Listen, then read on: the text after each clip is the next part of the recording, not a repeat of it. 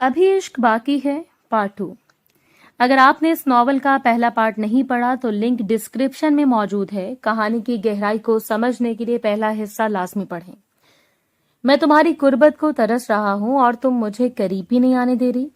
अब्बास के लहजे में बरहमी थी। मुंह धो रखो, मुझे नफरत है तुम जैसे देहाती से। एजल ने इसे धकेल दिया, लेकिन एक दिन काली चादर में लिपटी लड़की को इसके पीछे आते देखा तो वो जल भुन उठी। कौन है ये लड़की? इसके लहजे में हसद की आग थी। तुम तो मुझे अपने करीब भी नहीं आने देती थी, इसलिए मैंने मारवी से निकाह कर लिया। अब्बास ने गुस्से से इसे कहा था। वो पथराई आंखें लिए कमरे में भागी। पीछे अब्बास हंस रहा था। जैसे इसे देखने के लिए कमरे में आया तो वो साकित रह गया। इसका मजाक महंगा पड़ा था। एजल ने अपने दोनों अभी अभी नहाकर वो वॉशरूम से निकली थी। सामने बेड पर अब्बास को बैठे देखकर हैरान रह गई।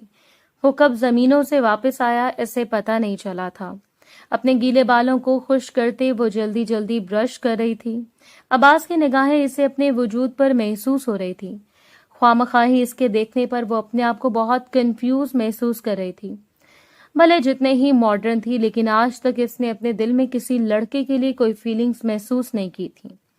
तभी ब्रश करके वो बेड के किनारे पर बैठ गई और साथ में रखी किताब उठाकर बेवजह ही पढ़ने लगी।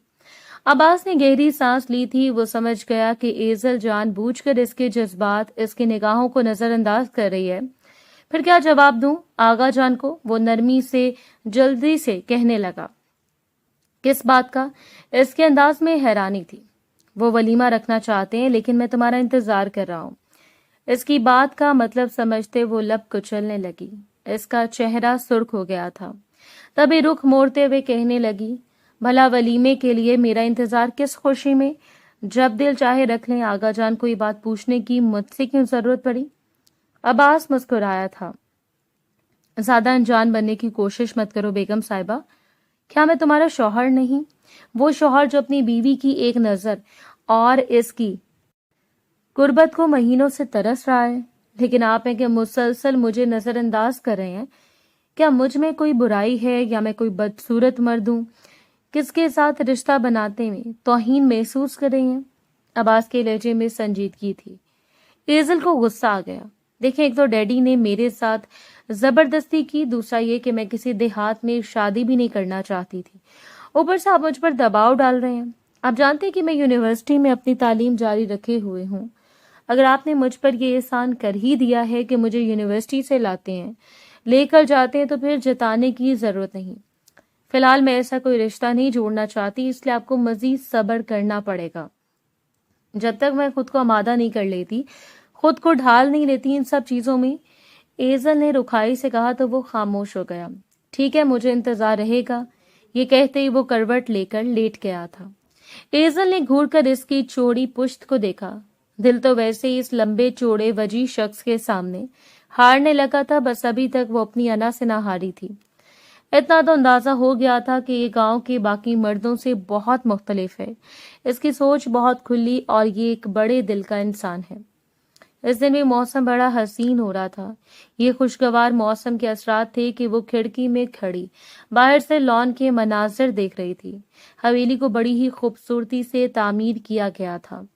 सारी जदीद और मॉडर्न आसाइशों से आरास्ता इस हवेली में किसी चीज की कमी ना थी। हालांकि अब्बास और एजल का कमरा भी बहुत बड़ा और कुशादा था। वो अपने कमरे में बहुत सुकून महसूस करती थी। फिर इसने नहा कर एक खूबसूरत ब्लैक रंग का सूट पहन लिया।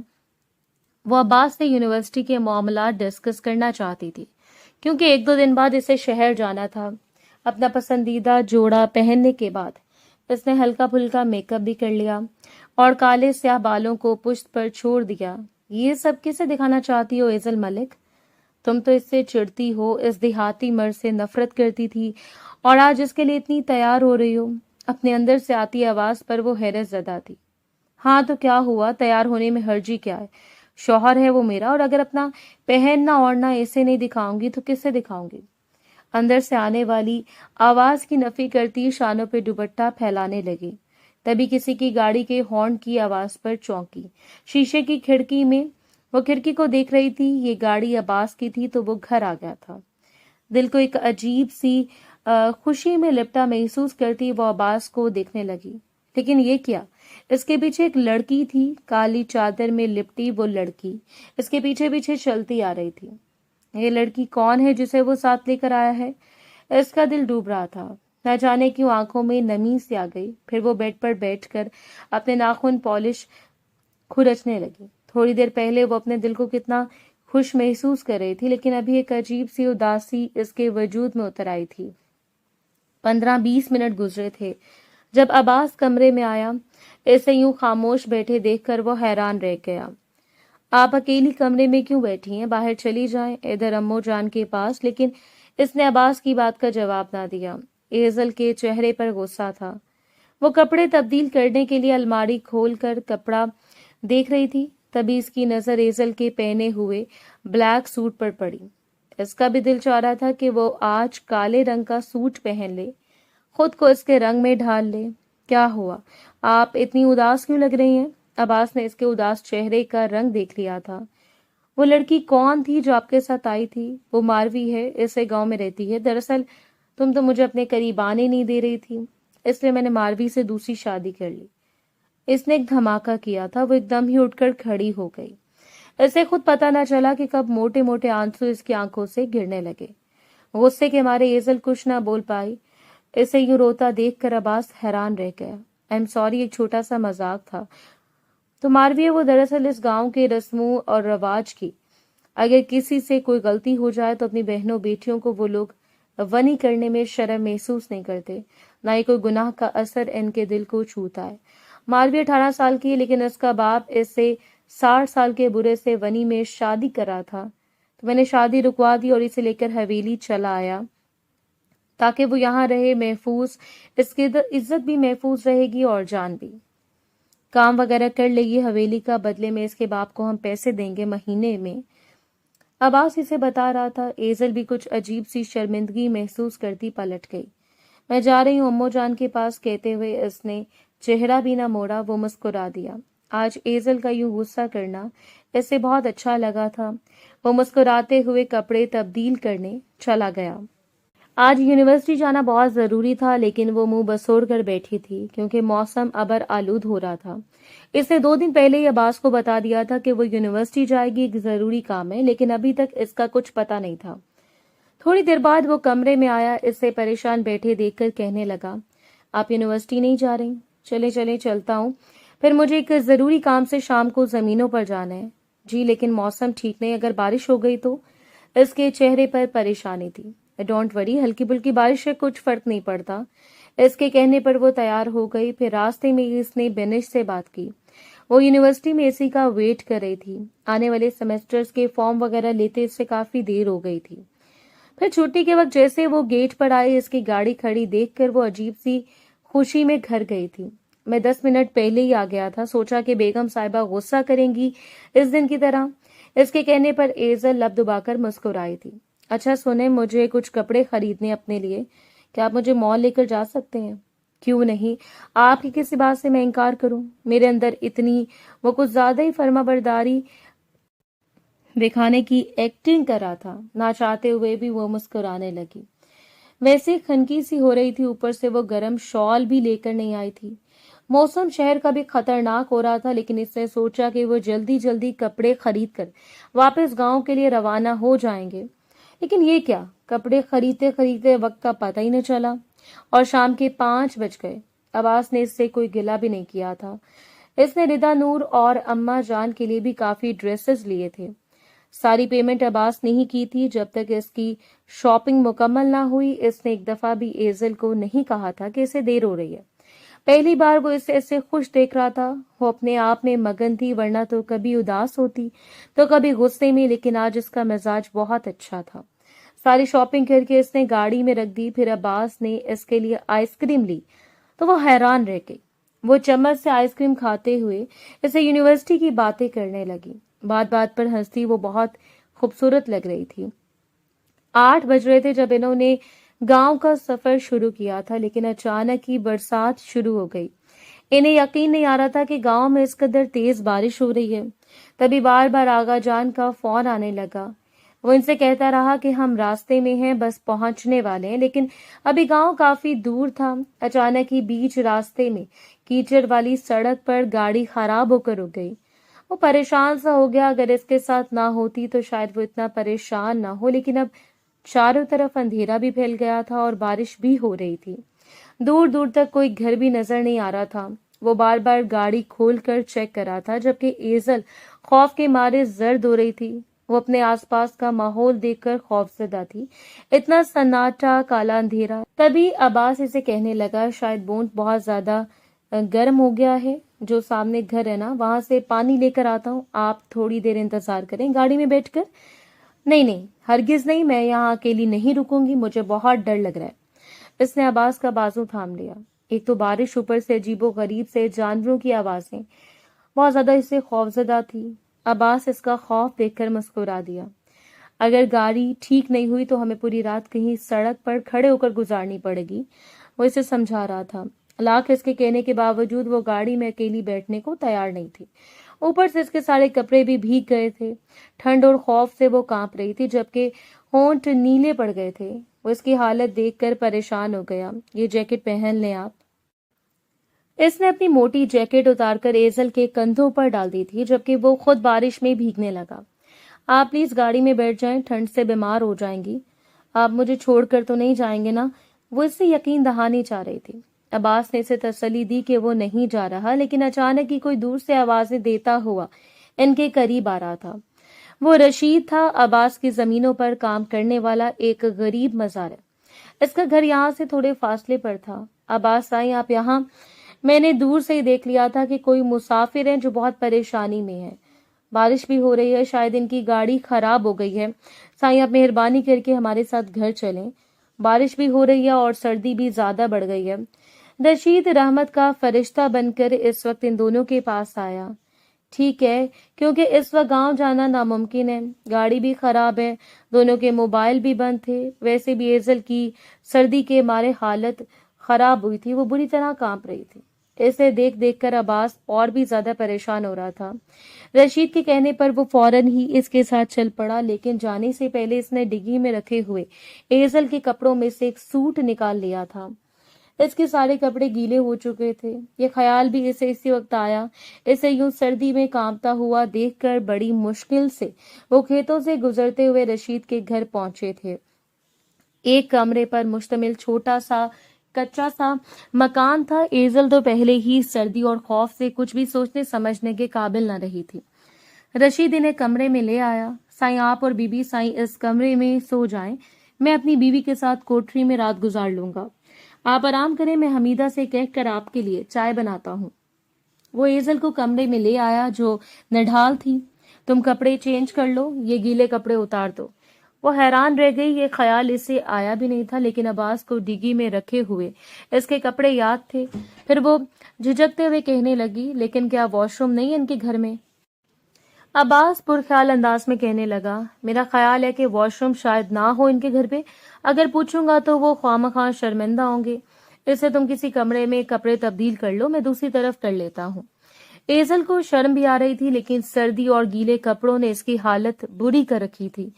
वो कपड़े तब्दील करके पुरसुकून होना चाहती थी। इससे सारी शर्मो हया की वो इसे साइड पर रखकर वो कपड़े तब्दील करने लगी, जबकि अब्बास ने मुंह दूसरी तरफ कर लिया था। जल्दी से इसने कपड़े तब्दील कर लिए थे और वो गीले कपड़े उठाकर इसे शॉपर में रख लिए जिसमें नए कपड़े थे। अब्बास को देखकर इसे हंसी भी आई, जो अभी तक दूसरी तरफ मुंह किए खड़ा था। कपड़े तब्दील कर चुकी हूं मैं, इसकी मुस्कुराती आवाज पर वो पलटा था। लाल रंग का सूट तो इसकी दिलकशी में और इजाफा कर रहा था। ये नया सूट इसने आज ही तो खरीदा था। गीले बाल झटक कर इसने पीछे किए थे। खूबसूरत सूट में इसकी खूबसूरती और भी नुमायां हो रही थी। वो खुद पर इसकी निगाहें महसूस कर रही थी। तभी दरवाजे पर दस्तक हुई। साईं, ये चाय लाया हूं आपके लिए। रशीद की आवाज पर इसने दरवाजा खोल दिया। चाय लेकर इसका शुक्रिया अदा किया। रशीद ने कंबल भी दे दिया था, क्योंकि सर्दी भी गजब की हो रही थी। ऊपर से बारिश की वजह से सर्दी बढ़ने का इम्कान था। वो दोनों चाय पीने लगे तो किसी नेमत से कम नहीं लग रही थी।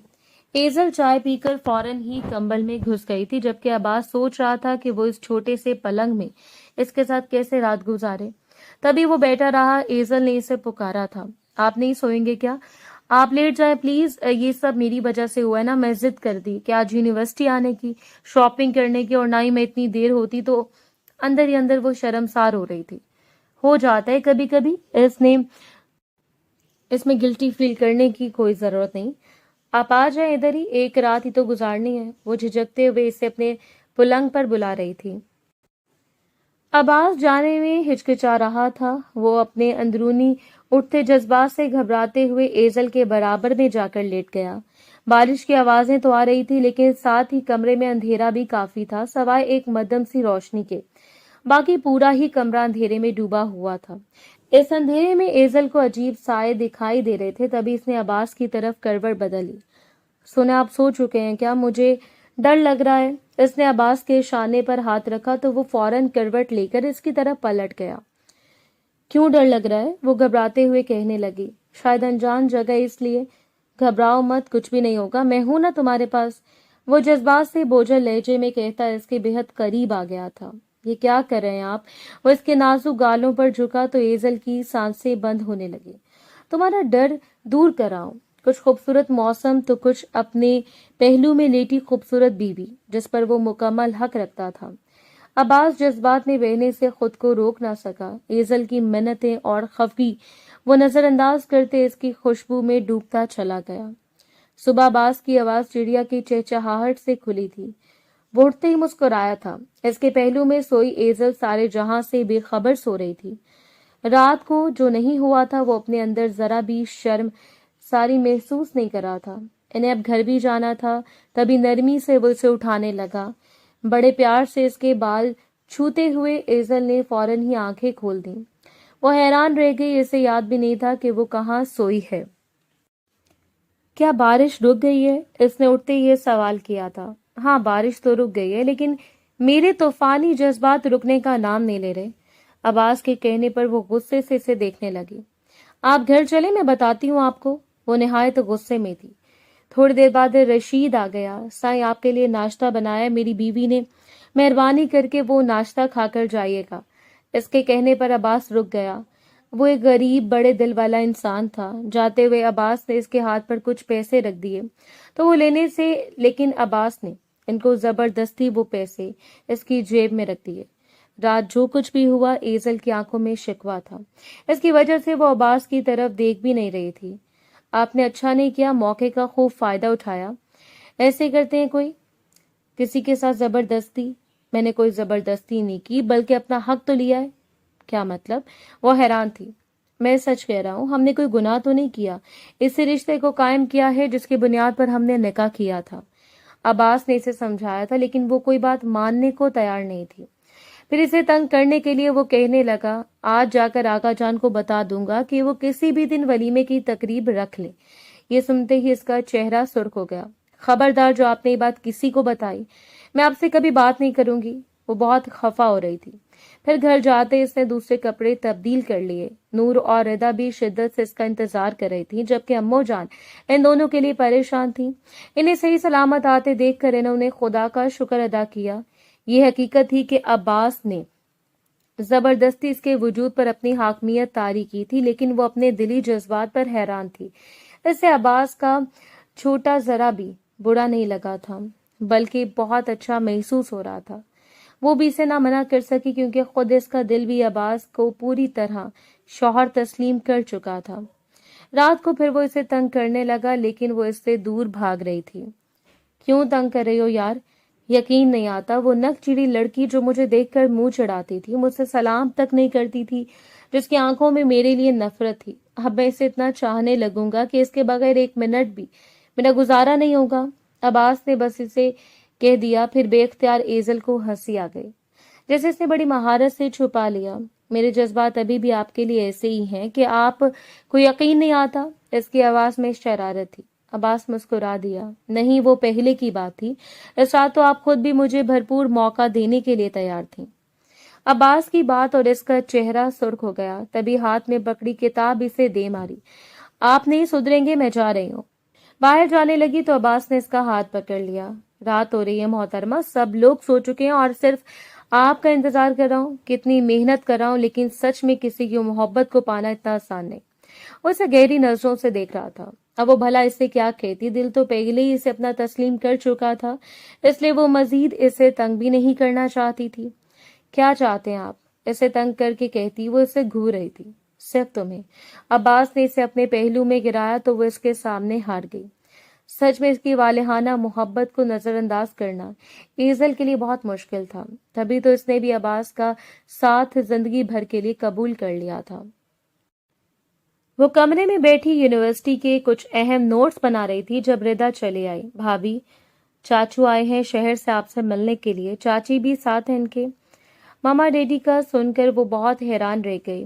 काफी महीनों से वो इनसे नाराज थी, जब से अब्बास से इन्होंने इसकी शादी की थी, लेकिन अब तो खुद इसका रवैया भी अब्बास के साथ बिल्कुल ठीक हो गया था।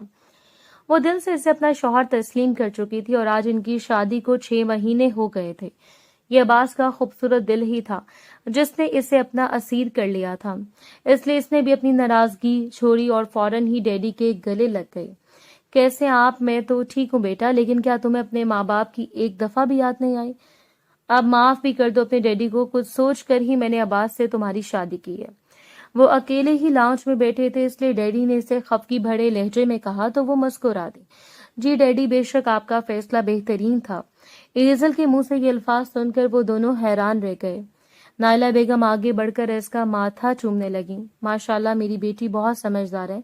मैं कहती थी ना आपको तनवीर साहब, देखो हवेली में आकर इसका रवैया कितना तब्दील हो गया है। वो इसकी ड्रेसिंग देखकर हैरान हो रही थी। इसने खुद को मुकम्मल इस हवेली में रहने वाले लोगों के रंग में ढाल लिया था। एजल कहने लगी कि आप मुझे लेने आए हैं, तो वो दोनों खुश हो गए। क्यों नहीं बेटा, तुम हमारे साथ चलो, अब्बास भी थोड़ी देर में आने वाला है। वो सोच में पड़ गई। कुछ दिनों बाद वैसे ही यूनिवर्सिटी के पेपर्स शुरू होने वाले थे, इसलिए वो इनके साथ जाना चाहती थी। फिर खुश होकर कहने लगी, ठीक है डैडी, मैं अपने साथ चलूंगी।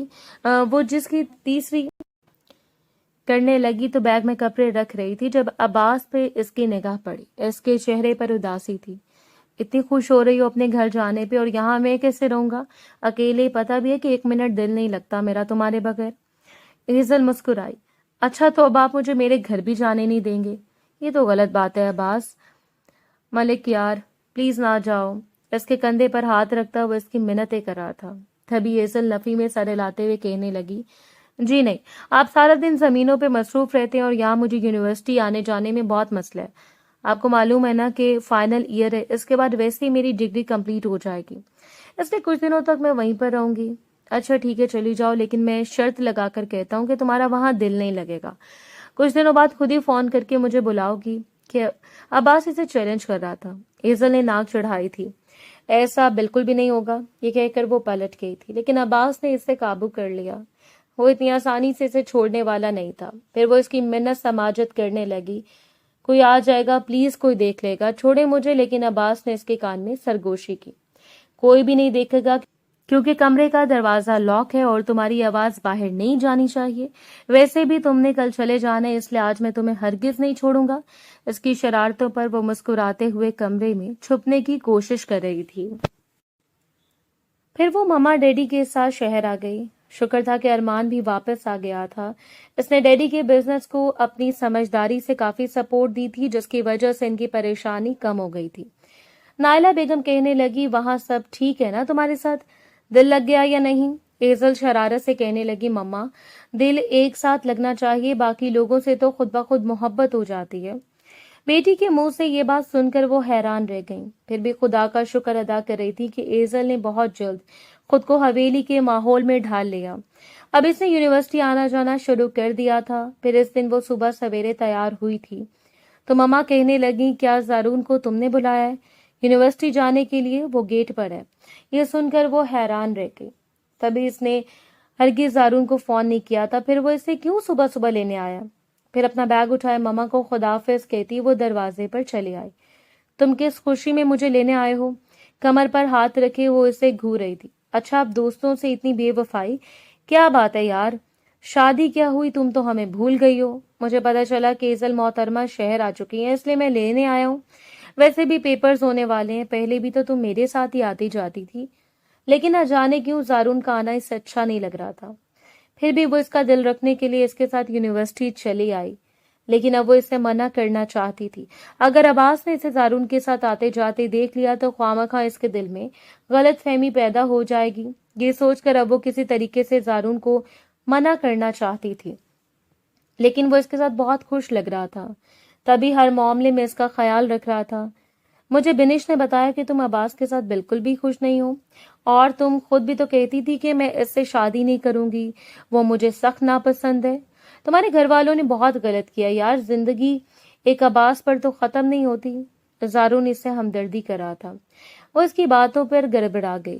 कैसे से बताती कि जिस शख्स से वो नफरत करती थी अब वो इसकी धड़कनों में बस चुका है। वो ज़ारून की गलत फहमी दूर करने वाली थी कि अचानक बिनिश चली आई।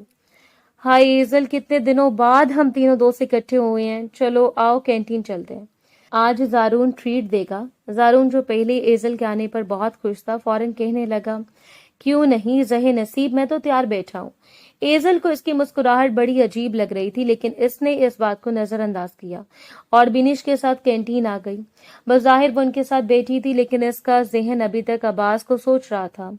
अभी तक तो जमीनों पर चले गए होंगे, लेकिन शाम को वापस आएंगे, क्या मुझे याद करेंगे या नहीं? अभी तक एक फोन करके पूछा भी नहीं।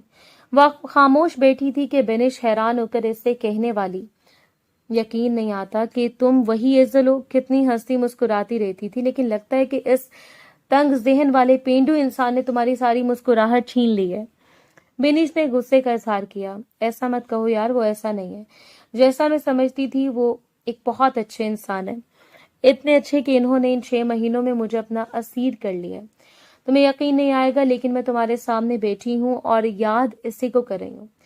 वो मुस्कुराते हुए इससे कह रही थी, जबकि वो हैरान रह गई।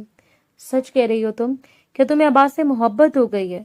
तो वो मुस्कुराते हुए कहने लगी, इतनी मोहब्बत कि मैं अब इसके बगैर रह भी नहीं सकती, और कुछ दिनों के लिए मैं यहाँ रहने जरूर आई हूँ, लेकिन मेरा बिल्कुल भी दिल नहीं लग रहा। वो दोनों आपस में बातें कर रही थी कि ज़ारून की उधर आवाज से वो चला आया। इसके हाथ में एक बड़ी सी ट्रे थी। फिर वो सब खाने पीने में मगन हो गई और आने वाले सेमेस्टर के बारे में बात करने लगी।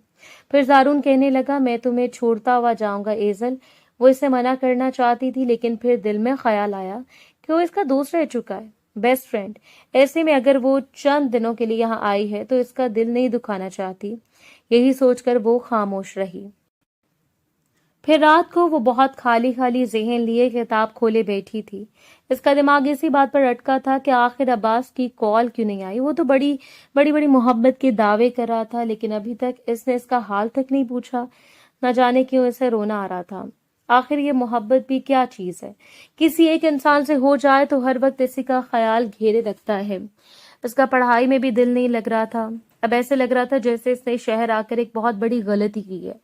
वो भी उदास सी बैठी थी कि अचानक ही रिंगटोन बजने लगी। इसने जैसे मोबाइल पर निगाह डाली, अब्बास का नंबर देखकर इसके चेहरे की कली खिल गई। कुछ देर तक तो इसने फोन बजने दिया और फिर काफी देर बाद उठाकर यस किया। दूसरी तरफ अब्बास था। अगर आप मसरूफ हैं तो मैं किसी और वक्त कॉल कर लूंगा, कहीं पढ़ाई तो नहीं करें? इसकी धीमी मदम मोहब्बत भरी आवाज पर एजल के दिल की धड़कनें शोर मचाने लगी। वो कैसे से बताती कि कब से वो इसी की कॉल का तो इंतजार कर रही थी। नहीं, मैं इतनी भी मसरूफ नहीं, लगता है कि आप बहुत ज्यादा बिजी हैं, तभी तो आपने सुबह से एक दफा भी मेरा हाल नहीं पूछा। वैसे तो बड़ी बड़ी मोहब्बत के दावे कर रहे थे। वो एकदम छूटते ही कहने लगी तो अब्बास मुस्कुरा दिया। अरे यार, इतना बड़े बड़े इल्जामात, ऐसी बात नहीं है। दरअसल मैं पूरा दिन जमीनों पे रहा और 9 बजे ही वापस आया हूँ। कुछ मामला देखने थे, फिर आकर खाना खाया, थोड़ी देर के लिए लैपटॉप पर काम किया, इसके बाद से आपसे बात कर रहा हूँ। मैंने सोचा कि शायद आप पढ़ाई में मसरूफ होंगी, अगर आपको डिस्टर्ब करना मुनासिब नहीं।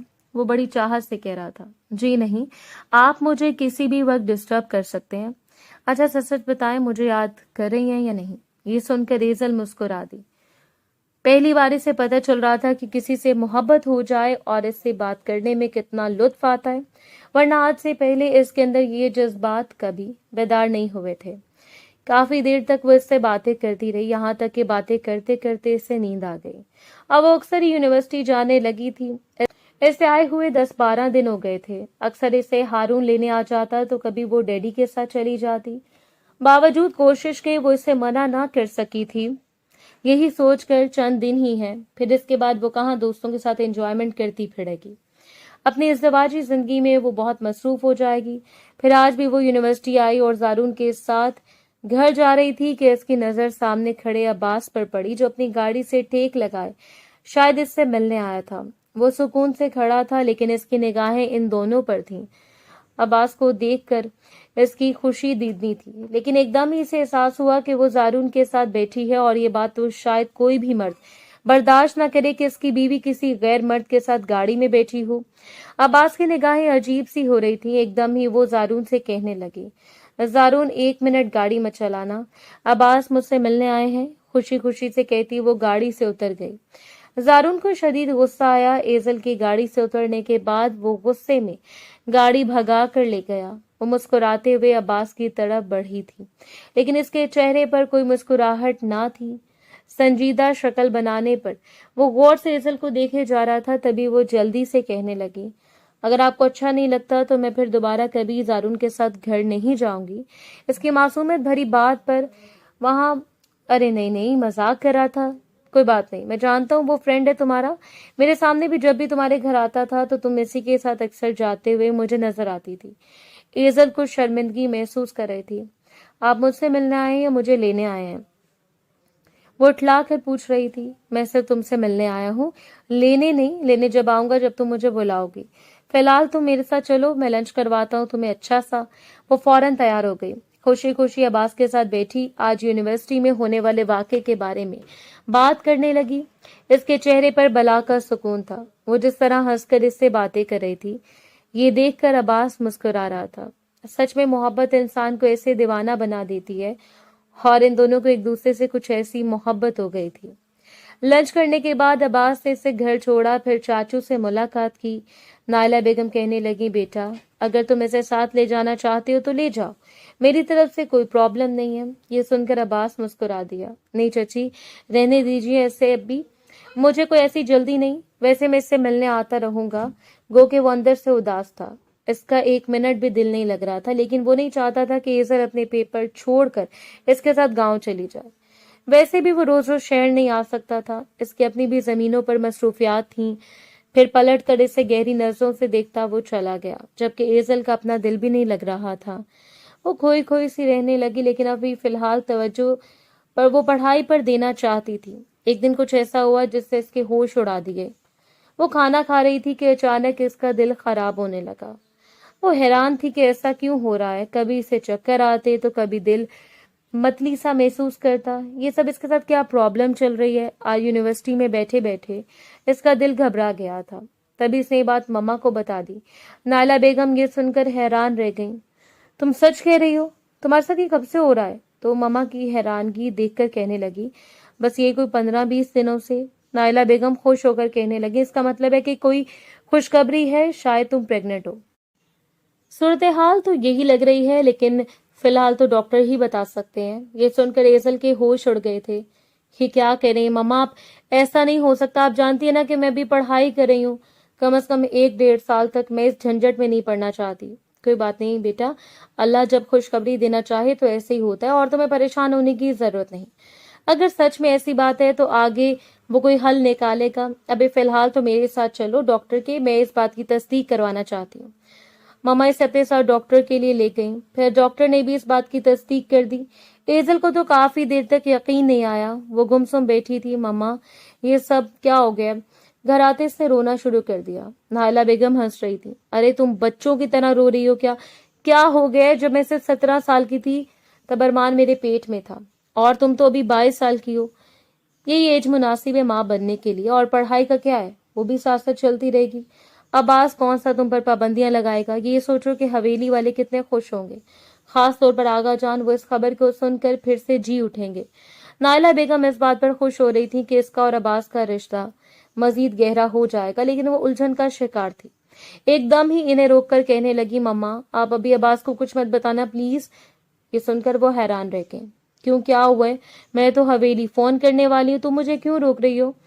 ایزل بیزاری سے کہنے لگی، یہ مجھے سب اچھا نہیں لگ رہا، میری طبیعت بھی ڈاؤن ہو رہی ہے، بہت کمزوری محسوس ہو رہی ہے، میں آگے کچھ بھی نہیں کر پاؤں گی، اس لیے مجھے کچھ سوچنے کا وقت دیں۔ یہ سن کر نائلہ بیگم پریشان ہو گئی، لیکن فی الحال انہوں نے اپنی لاڈلی بیٹی کو کچھ نہیں کہا۔ یہ 10 دن بعد عباس دوبارہ اس سے ملنے آیا۔ نائلہ بیگم نے ابھی کسی کو کچھ نہیں بتایا تھا اور نہ ہی ایزل نے عباس کو یہ بتایا۔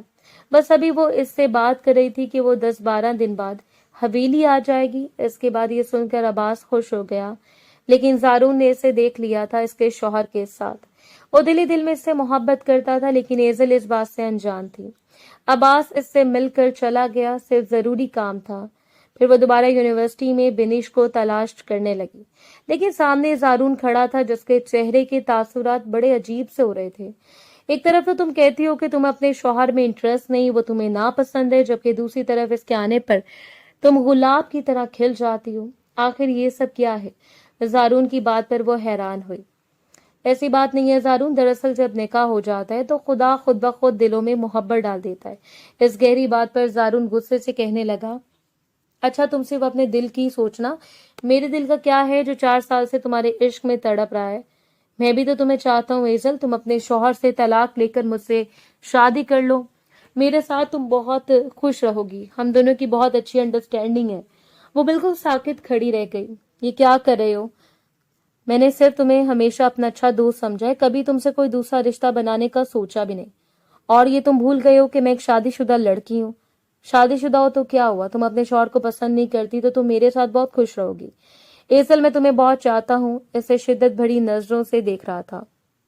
وہ خاموش رہی، پھر غصے سے کہنے لگی، تم جانتے بھی ہو کہ تم کیا کہہ رہے ہو؟ تمہیں یہ بات معلوم نہیں کہ میں عباس کے بچے کی ماں بننے والی ہوں؟ I am pregnant. یہ سن کر زارون کا چہرہ سرخ ہو گیا۔ وہ آندھی طوفان کی طرح واپس پلٹ گیا، جبکہ ایزل کے دل کی حالت بری ہو رہی تھی۔ اچانک اس کا دل بری طرح گھبرایا۔ اسے نہیں معلوم تھا کہ زارون اس سے محبت کرتا ہے، تبھی بنش اس سے بلانے چلی آئی کینٹین کے لیے، لیکن اس کا چہرہ دیکھ کر وہ حیران رہ گئی۔ کیا ہوا؟ اور یہ زارون کو کیا ہوا؟ اسے آوازیں دیتی رہ گئی، لیکن وہ رکا ہی نہیں۔ ایزل نے سر جھکا لیا۔ پتہ نہیں یار وہ اتنا عجیب کیوں ہو گیا ہے۔ پھر بنش سے کہنے لگی، اچھا دفع کرو تم مجھ سے، وہ خود ہی سدھر جائے گا۔ تم بتاؤ تمہارے چہرے پر اتنی پریشانی کیوں ہے؟ اور رنگت بھی زرد ہو رہی ہے، خیریت تو ہے؟ تو وہ مسکراتے ہوئے کہنے لگی، دراصل میں ماں بننے والی ہوں، اور یہ بات میں نے ابھی تک عباس کو بتائی بھی نہیں ہے۔ یہ سن کر بنیش حیران رہ گئی۔ لو، ایک طرف تو پیپر ہونے والے ہیں اور دوسری طرف تم پریگننٹ ہو، اب دو ذمہ داریاں کیسے اٹھاؤں گی؟ یہ سن کر وہ پریشان ہو گئی، پھر کہنے لگی، یہی تو سوچ رہی ہوں کہ ایک طرف دل چاہتا ہے عباس کو بتا دوں، تو دوسری طرف میں گھبرا رہی ہوں کہ شاید میں یہ ذمہ داری نہ اٹھا سکوں۔ بنیش نے اس کے ہاتھ تھامنے، پھر تسلی دیتے ہوئے کہنے لگی، ڈونٹ وری، کچھ نہیں ہوتا، سب کچھ خدا پر چھوڑ دو، چلو آؤ میرے ساتھ کینٹین چلتے ہیں۔ وہ اسے لے کر چلی گئی۔ ایک دن زارون کا رویہ دیکھ کر وہ بہت ڈر گئی تھی، اس لیے اس نے عباس کو کال کر کے بلا لیا۔ میں حویلی آنا چاہتی ہوں، جب زیادہ امپورٹنٹ ہوا یونیورسٹی آنا تو میں آپ کے ساتھ آ جاؤں گی، اب بہت دن ہو گئے، مجھے لینے آ جائیں۔ یہ سن کر تو عباس کے دل کی کلی کھل گئی تھی، ساتھ ہی اس نے یہ بھی کہہ دیا کہ اس کے لیے سرپرائز ہیں جو وہ اس کے آنے پر ہی بتائے گی۔ وہ حیران بھی تھا کہ آخر ایسا کیا سرپرائز ہے۔ اس کے آنے سے پہلے وہ تیار ہو گئی تھی، گلابی رنگ کا خوبصورت سوٹ پہنے، بالوں کو کھلا چھوڑ کر وہ ہلکا پھلکا میک اپ کر رہی تھی۔ نائلہ بیگم نے اسے دیکھا تو حیران رہ گئی۔ واؤ، اب میری بیٹی لگ رہی ہے کہ وہ شادی شدہ ہے، بس ہمیشہ ایسے ہی خوش رہو۔ کیا تم نے عباس کو وہ والی بات بتا دی ہے؟ مسکراتے ہوئے نفی میں سر ہلایا، یہ سرپرائز ہوگا مما اس کے لیے۔ شام کو وہ چلا آیا تھا، اسے یوں تیار دیکھ کر مسکرا دیا۔ اس کی محبت بھری نظریں دیکھ کر ایزل خوامخواہ شرمانے لگی اور اس سے چھپنے کی کوشش کرتی وہ کچن میں چلے آئے، جہاں ملازمہ نے بھرپور کھانے کا انتظام کر رکھا تھا۔ پھر کھانے سے فارغ ہو کر وہ اسے جانے کے لیے اشارے کرنے لگا، لیکن وہ ڈیڈی کے آنے تک اتنا چاہتی تھی کہ شکر تھا کہ ڈیڈی بھی آج جلدی آ گئے۔ ان دونوں سے مل کر وہ عباس کے ساتھ گاڑی میں بیٹھ گئی۔ مما اور ڈیڈی سے پیار بھری نظروں سے دیکھ رہے تھے۔ وہ بھی حیران تھے کہ ان کی لاڈلی اکھڑ مزاج بیٹی کس قدر تبدیل ہو گئی۔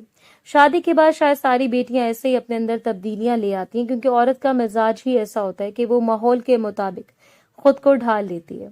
تو اداس نظروں سے اپنے گھر کو دیکھ رہی تھی۔ شاید بابل کا گھر چھوڑنا اتنا آسان نہیں ہوتا۔ اس کی آنکھوں میں نمی دیکھ کر عباس نے اس کا ہاتھ تھام لیا۔ کیوں اداس ہوتی ہو؟ جب دل چاہے ملنے کا میں حاضر ہوں، بلا جھجک صرف ایک دفعہ کہہ دیا کرو، تمہیں اداس ہونے کی کوئی ضرورت نہیں۔ وہ مسکرا دی، تبھی وہ جلدی سے کہنے لگا، میں وہ سرپرائز سننے کے لیے بے چین ہوں۔ ایک تو تم نے اتنا انتظار کروایا اور ابھی بھی بتانے پر تیار نہیں۔ اس نے رخ دوسری طرف کر لیا، پھر وہ انگلیاں مسلتے ہوئے کہنے لگی، دراصل بتاتے ہوئے مجھے بہت عجیب لگ رہا ہے، لیکن میں ماں بننے والی ہوں۔ اس بات کا احساس ہونے کے بعد مجھے ایسا لگ رہا ہے کہ میری ذمہ داریاں بڑھنے والی ہیں۔ عباس حیران رہ گیا۔ تمہاری نہیں بلکہ میری ذمہ داریاں بڑھنے والی ہیں۔ اب مجھے ایک بچے کو نہیں بلکہ دو بچے کو پالنا پڑے گا، ایک تم اور ایک میرا آنے والا بچہ۔ یہ سن کر وہ ہنس دی۔ اسے مسکراتے دیکھ کر عباس کہنے لگا، مجھے یقین نہیں آ رہا کہ تم مجھے اتنی بڑی خوشخبری سناؤ گی۔ وہ سر جھکا کر کہنے لگی، لیکن میں پریشان ہوں۔ ایک طرف تو میرے فائنل سیمسٹر ہیں تو دوسری طرف بچے کی ذمہ داری۔ میں کیسے اکیلے یہ سب کروں گی؟ عباس اسے چاہت بھری نظروں سے دیکھتے ہوئے کہنے لگا، کیوں اکیلے یہ سب کرو گی؟ میں ہوں نا تمہارا دھیان رکھنے کے لیے، ہر چیز کا خیال رکھوں گا اور تمہیں پتہ بھی نہیں چلے گا۔ یہ وقت ایسے گزر جائے گا، بس تمہیں ایک پریشان ہونے یا ٹینشن لینے کی ضرورت نہیں۔ مجھ پر بھروسہ کرو۔ عباس اسے اپنی محبت کا یقین دلا رہا تھا۔ وہ بھرپور طریقے سے مسکرائی تھی، پھر گھر آتے ہی اس نے اتنے دن دور رہنے کے بعد اسے سارے بدلے لیے تھے۔ یونیورسٹی کے سالانہ کانووکیشن کی تقریب میں اس کا نام پکارا جا رہا تھا۔ آج اسے ڈگری ملنے والی تھی، لیکن سب حیران تھے۔ وہ اپنے 4 مہینے کے بچے کو لیے اسٹیج پر چلے آئے۔ عباس بھی اس تقریب میں شریک تھا۔ ان دونوں ماں بیٹی کو یوں اسٹیج پر کھڑا دیکھ کر مسکرا دیا۔ اس کا خواب تھا اپنی اعلیٰ تعلیم مکمل کرنا، اور یہ خواب اس کے شوہر کی وجہ سے مکمل ہوا تھا، جس نے ہر معاملے میں اس کا بھرپور ساتھ دیا تھا۔ نہ صرف پریگنینسی میں اس کا پورا خیال رکھا، بلکہ اس کے سونے جاگنے، پڑھائی کی روٹین کو بالکل بھی ڈسٹرب نہیں ہونے دیا۔ یہی وجہ تھی کہ نہ صرف اس نے پیپر دیے بلکہ اس کے ساتھ ساتھ ایک بچے کو جنم دیا۔ حویلی میں تو جیسے جشن کا سما تھا۔ آغا جان ان دونوں سے بہت خوش تھے۔ انہوں نے اپنی زندگی میں اپنے پرپوتے کو دیکھ لیا تھا۔ جیسے وہ ڈگری لے کر حویلی میں پہنچی، ردا، نور، امو جان اور آغا جان نے پھولوں سے اس کا استقبال کیا۔ وہ بہت خوش تھی، اتنی کہ شاید لفظوں میں اپنی خوشی کو بیان کرنا ممکن نہیں تھا۔ یہ محبتیں اور چاہتیں ایک نصیب میں کہاں ہوتی ہیں۔ رات کو وہ عباس سے کہہ رہی تھی کہ وہ گاؤں میں لڑکیوں کا ایک اسکول کھولنا چاہتی ہے۔ عباس اس کی بات سن کر خوش ہو گیا۔ ٹھیک ہے، انشاءاللہ تمہاری یہ خواہش ضرور پوری ہوگی۔ میں جلد اس معاملے کو آگے بڑھاتا ہوں۔ وہ دونوں اس نئی جان سے کھیلنے لگے، کیونکہ اس نے آ کر تو ان دونوں کی زندگی کو 4 چاند لگا دیے تھے۔